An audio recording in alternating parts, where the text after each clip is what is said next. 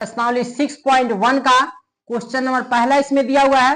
कोष्टक में दिए शब्दों में से सही शब्दों का प्रयोग करते हुए रिक्त स्थानों को भरिए। ठीक है, यानी क्वेश्चन नंबर 1 में 4 प्रश्न दिया हुआ है और इस चारों प्रश्न में क्या दिया है, यानी रिक्त स्थान दिया हुआ है और इसको क्या करना है, हमको भरना है। ठीक है, यानी क्वेश्चन नंबर 1 का पहला इसमें जो प्रश्न दिया हुआ है, क्या कह रहा है इसमें, सभी वृत्त डैश होते हैं। ठीक है, अब इसमें सर्वांगसम होते हैं या समरूप होते हैं, किसी एक ऑप्शन को, यानी जो ऑप्शन सही होगा उसको इसमें क्या करना है, हमको भरना है इसमें। ठीक है, तो एक चीज देखिए, इसमें पहले हम लोग समरूप के बारे में जान लेते हैं कि समरूप किसे कहते हैं, और दूसरा इसमें दिया हुआ है सर्वांगसम के बारे में। ठीक है, कि सर्वांगसम किसे कहते हैं। ठीक है, तो समरूप देखिए, यानी जिसका आकार सेम हो या एक जैसा हो उसे हम क्या कहते हैं, समरूप कहते हैं। ठीक है, और सर्वांगसम किसको कहते हैं, जिसका आकार सेम हो और माप भी सेम हो उसे सर्वांगसम कहते हैं। ठीक है,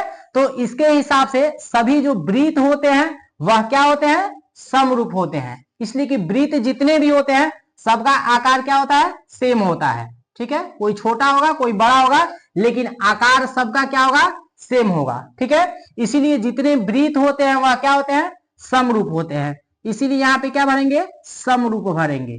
ठीक है, से देखिए दूसरा इसमें कह रहा है सभी वर्ग डैश होते हैं। अब समरूप होते हैं या सर्वांगसम होते हैं। ठीक है, तो इसमें हमारा ऑप्शन क्या होगा, यानी समरूप होते हैं। इसीलिए यहाँ पे क्या लिखेंगे, समरूप लिख देंगे इसमें।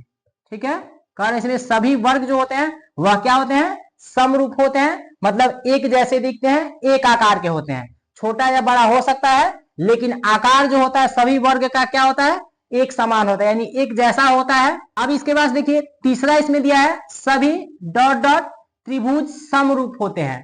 अब इसमें पहला दिया है समद्विबाहु और दूसरा दिया है समबाहु। ठीक है, तो देखिए इसमें सभी त्रिभुज जो होते हैं वह क्या होते हैं, समरूप होते हैं। कौन से त्रिभुज समरूप होते हैं, जो समबाहु होते हैं। इसलिए यहाँ पे क्या भरेंगे, समबाहु भर देंगे। क्या भरेंगे, यहाँ पे समबाहु लिख देंगे, यानी सभी समबाहु त्रिभुज क्या होते हैं, समरूप होते हैं। क्लियर। अब इसके बाद देखिए चौथा इसमें जो क्वेश्चन दिया हुआ है, कर इसमें भुजाओं की समान संख्या वाले दो बहुभुज समरूप होते हैं यदि उनके संगत कोण क्या हो, बराबर हो। क्या लिखेंगे इसमें, बराबर हो, तथा उनकी संगत भुजाएं क्या हो, यानी समानुपाती हो। क्या लिखेंगे इसमें, समानुपाती हो। ठीक है, क्वेश्चन नंबर दूसरा इसमें दिया है निम्नलिखित युग्मों के दो भिन्न भिन्न उदाहरण दीजिए। ठीक है, पहला इसमें क्या दिया है, समरूप आकृतियां का दो उदाहरण देना है, और दूसरा इसमें क्या दिया है, ऐसी आकृतियां जो समरूप नहीं है। ठीक है, इसके दो उदाहरण हमको क्या करने हैं, देने हैं इसमें। ठीक है, तो पहला इसमें क्या हो जाएगा, यानी पहला इसमें हो जाएगा वृत्त, यानी जो समरूप हो। ठीक है, अब दूसरा इसमें क्या हो जाएगा, वर्ग हो जाएगा। ठीक है, दूसरा इसमें क्या हो जाएगा, वर्ग हो जाएगा। ठीक है, अब इसके बाद देखिए यह जो दो आकृतियां हैं, यानी वृत्त हो गया दो ठो और दो ठो वर्ग हो गया। यहाँ पे लिख देते हैं, यह वृत्त हो जाएगा और यह क्या हो जाएगा, वर्ग हो जाएगा। यानी समरूप आकृतियां का दो दो उदाहरण हमको देना था। ठीक है, यानी पहला उदाहरण यह हमारा वृत्त हो जाएगा और दूसरा क्या हो जाएगा, वर्ग हो जाएगा।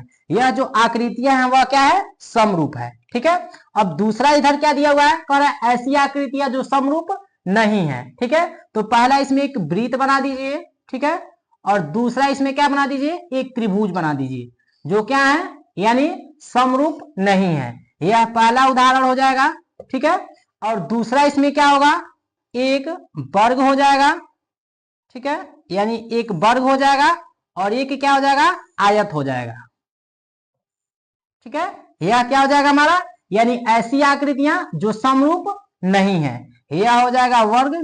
ठीक है, और यह हो जाएगा आयत। ठीक है, और यह हो जाएगा वृत्त और यह हो जाएगा त्रिभुज। ठीक है, यही हमारा क्या हो जाएगा, क्वेश्चन नंबर दूसरे का आंसर हो जाएगा। क्लियर।